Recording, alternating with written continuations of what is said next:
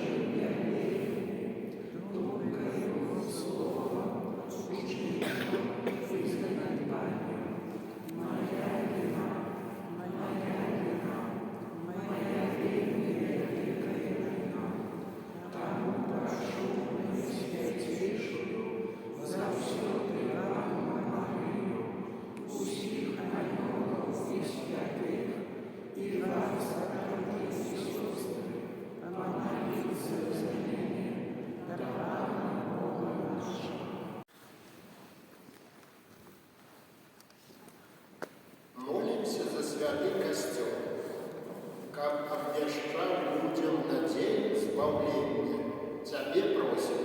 Выслухай нас, Пане. Молимся за тых, кто кіруе народами, как клопотились об сапраўдным спокоі и згодзе ў своих державах. Тебе просим. Выслухай нас, Пане. Молимся за молодь, якая удзельнічае ў занятках па рэлігіі, каб выкарыстала магчымасць лепш пазнаць Хрыста. Тебе просим. Выслухай нас, Пане. Молимся за тых, хто знаходзіцца ў залежнасці ад розных шкодных звычак, каб яны знайшлі ў сабе і ў сваім акружэнні сілы, патрэбныя для супрацьстаяння дрэнным уплывам. Тебе просим. Выслухай нас, Пане.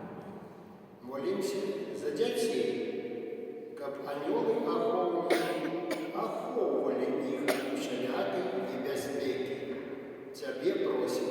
Выслухай нас, Пане. Молимся за нас, тут собраных, как мы распознали в Божьем Слове шлях для выражения